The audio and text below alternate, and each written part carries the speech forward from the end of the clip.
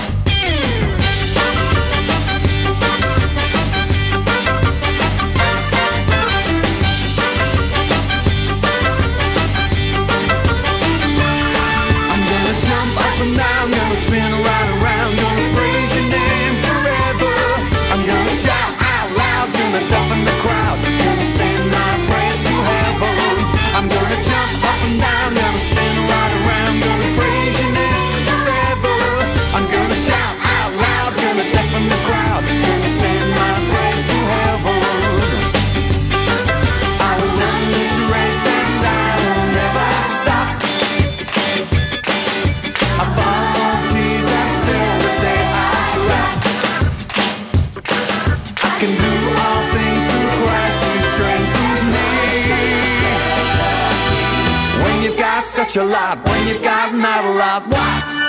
Be happy. I'm gonna jump up and down, gonna spin right around, gonna praise your name forever. I'm gonna shout out loud, gonna deafen the crowd, gonna send my praise to heaven. I'm gonna jump up and down, gonna spin right around, gonna praise your name forever. I'm gonna shout out loud, gonna deafen the crowd, gonna send my praise to heaven.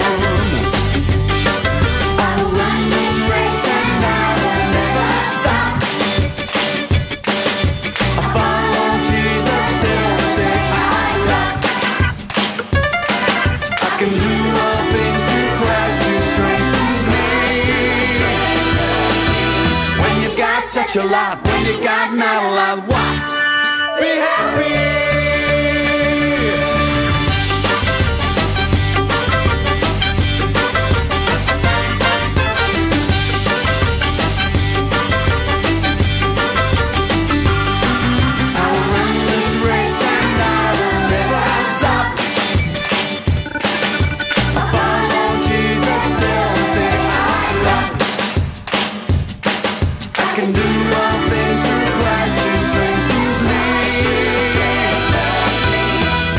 Such a lot when you got not a lot. What? Be happy.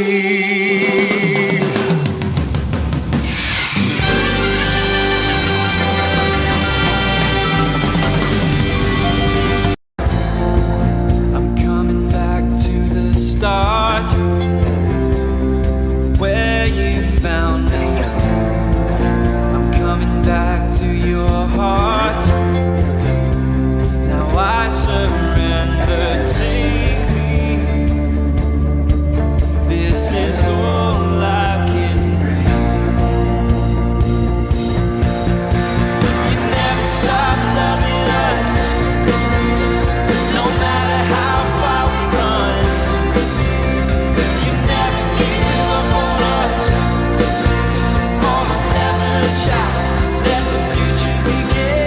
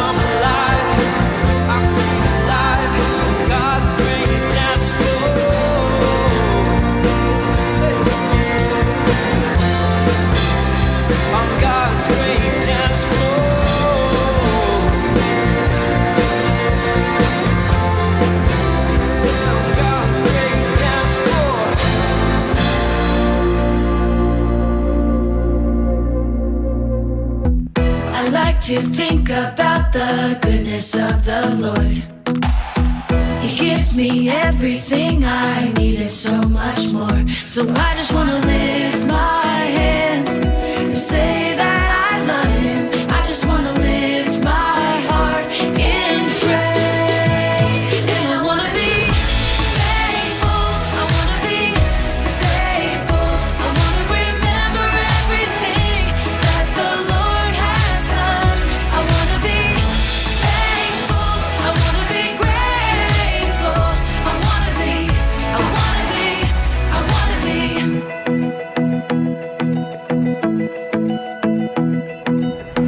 I like to think about the goodness of the Lord. He gives me everything I need and so much more. So I just wanna lift my hands and say that I love him. I just wanna lift my heart in praise. And I wanna be thankful. I wanna be grateful.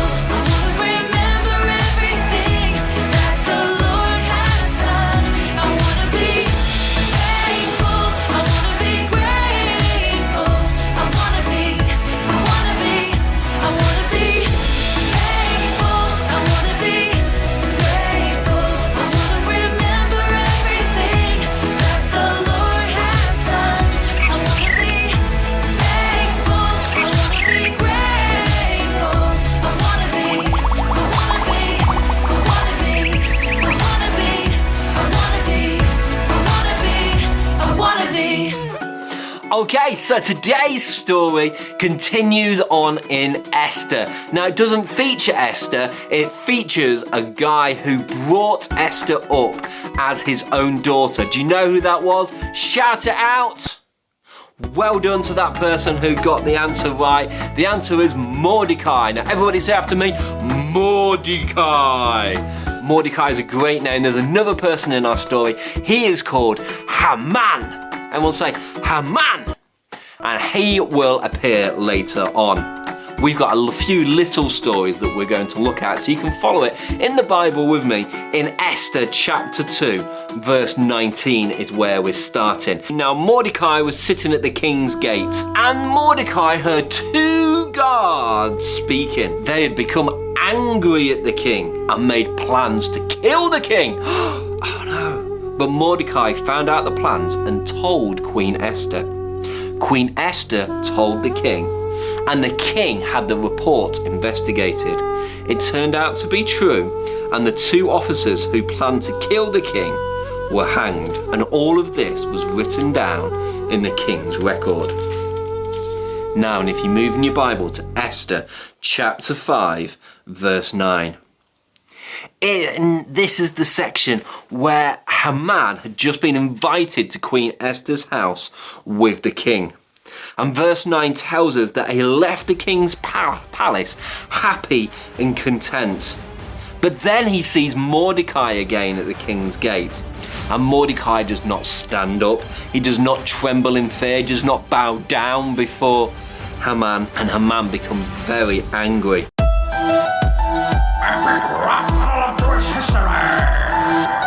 Mordecai versus Haman. Begin. My oh my, what do we have here? It's a freaking Jew, no need to fear. You see, check out my pinky, I've got the ring. It's my new bling, straight from the king. I'm a numero uno, the cream of the crop. When you see me, you need to drop. I demand respect, I'm legit high proud. So get on your knees and start to bow. On my watch, I'm gonna say it straight. You Jews, I'm gonna exterminate. I hope you like trees and the great outdoors, because you're gonna be hanging in your scores. So clear off, just get on your bike. Move out the way, whilst I drop the mic. Sorry, you just speaking, I just lost attention. Your ears are so big, it wasn't my intention. No wonder they'll remember you with commentation. They're gonna eat those cookies with a real passion. You think you're so clever, flattering the king. I speak 70 languages, I'm the real thing. You schmooze day and night with royalty. You don't know first thing about loyalty. You and your wife representing evil. It's about time you experience upheaval. You waltz around, big man in town, but the God of the Jews is gonna strike you down. Your end is near, I can guess the news. You mess with me, you mess with all Jews. This is tiring, boring, below my station. I can't bear you and your entire nation. Disease, infection, abnormality. You're better off as a fatality. Anyways, too late, the date's in the diary. It's coming soon, the doom's imminent expiry. So Mordecai, I'm tired, be on your way. It won't be long before you pay. Oh wow, could you be more repetitive? Your beats and character are not so competitive. You're vile, nasty, suit up from vanity. You're lacking any bit of humanity.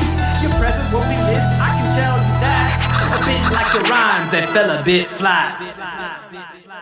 He then tells his wife and his friends all about how important he is and how he's the most important person in the entire kingdom, but how this Mordecai won't bow down to him. So Haman's wife tells him, well, why don't you build a platform and hang Mordecai? That's terrible, but that's what she does. So Haman thinks that this is a good idea. But what he doesn't know is that the king is struggling to sleep that night. And as we look in chapter 6, we see that the king asks him for the record of his rule to be read back to him. And what does he hear? He hears the story about how Mordecai stopped 2 people from plotting to kill him. And the king asked this question in verse 3. What honor and reward has been given to Mordecai? The king's personal servants answered, nothing has been done for Mordecai. Then the king asked for Haman to come.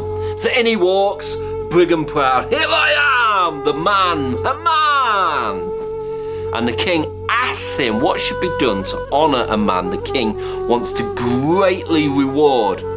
Now Haman hasn't heard the previous bit of the conversation, so he thinks this is about him. He thinks that he's the man who's going to be honored. So he starts on, this is what should be done for the man. Have the servants bring a royal robe that the king himself has worn.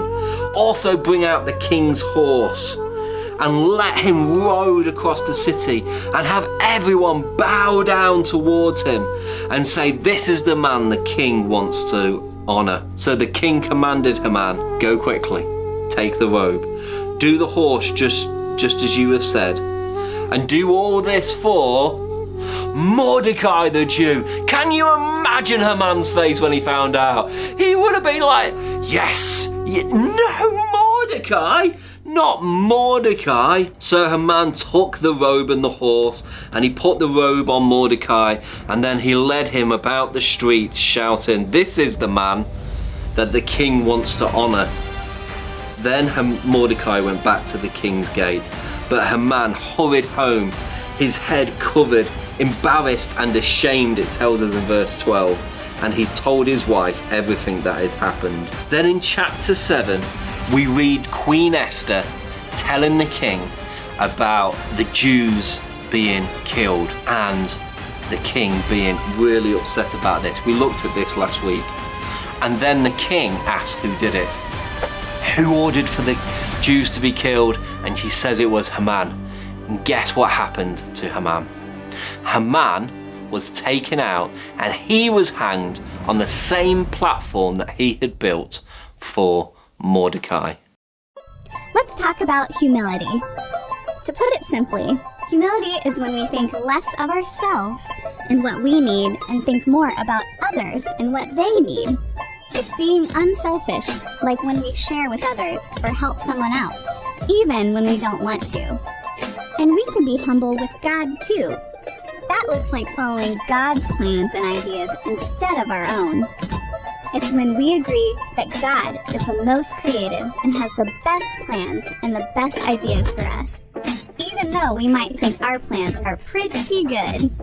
When we have humility, we're choosing to be more like Jesus. Jesus is the King, but instead of being served by everyone, he chose to serve us. We can do that too. We can choose to serve others instead of ourselves. It doesn't mean we stop being brave or strong or anything else that makes us us. It just means that we think about God and other people before we think about ourselves. And that's a really, really good thing. Today's Bible verse comes from James 4, verse 6. God is against the proud, but gives grace to the humble. Let's say that together. James 4 verse 6. God is against the proud, but he gives grace to the humble.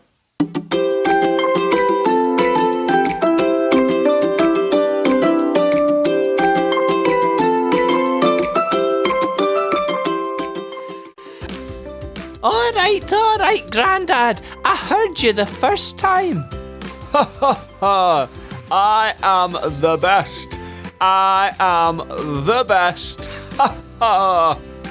Grandad, I said I heard you the first time.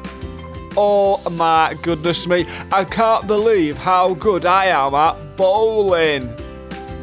Oh, hello, boys and girls. We didn't see you there. I bet you're wondering what's going on. Oh, let me tell them. Grandad, just calm down. So today, we went bowling and we played lots of games to see who was the best. And guess what? It wasn't Dusty, it wasn't Ziggy, it wasn't Rusty, and it wasn't Grandma.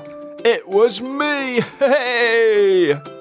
I am the best and you are all rubbish. Grandad, you can't say that. Now you're just being silly. But I am the best and you're not. Right, that's it. I'm leaving. Grandad, what's going on in here? I'm just telling everybody how good I am at bowling. Oh dear. I bet you showed them your picture of you and the trophy as well, didn't you? Oh, yes, I did. And I think they want to see it again, don't you, boys and girls? No, Grandad. Ta-da! You know, I was going to tell you a really bad bowling pun, but I thought I'd spare you. Oh dear, that was a bad one, Dusty. How do you know when the local bowling alley is quiet? You can hear a pin drop. What did the bowling ball say to the other bowling ball? Don't stop me now, I'm on a roll. Hey! Right, Dusty, those are the worst jokes I think I've ever heard you say. I know. But look, Grandad, we need to have a chat because you're being very proud. What do you mean? Well, we all know that you won at bowling. Oh, thanks for bringing it up. Did you see my trophy? Grandad, this is exactly what I'm talking about. You can't keep going round telling everyone that you are the best and they're rubbish and rubbing it in their face. Have you not read today's Bible verse? No, why? What does it say? It says, God opposes the proud but shows favour to the humble. Oh, well, what does that mean then? Well, Grandad, it means that even if you win at bowling and you are the best and you beat everyone else, you should be humble and not rub it in people's faces. Oh, I see. What should I do then?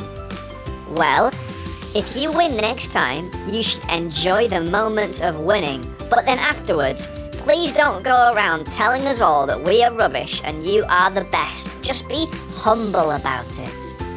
You know, we don't have to think we are rubbish to be humble, but we do have to make sure we keep putting others first. Did you get that, boys and girls? I hope so. We hope you have a great week and we'll see you really soon. Bye! Goodbye!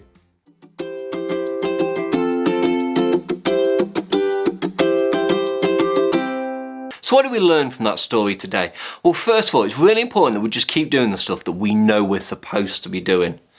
Mordecai, when he heard something that needed telling, he told the important people about it, who could do something about it. And then he was then honoured about it later on. And it's important to remember that just because someone doesn't praise you straight away for you doing good, it doesn't mean that they won't praise you later on. It doesn't mean that it was wasted. It does mean that you have done the right thing and your Father in heaven has noticed. And secondly, don't be like Haman. Don't be like somebody who's puffed up and who thinks that they are so important, and definitely don't plot to be nasty to other people. Because what happened to Haman? It came right around and happened to him instead. Remember, when you are in a position of power, maybe you're older than somebody. Maybe you're better and have a particular skill at something. Maybe you're really good at football or English or maths. Maybe you are put in charge of something. Remember to use that power well.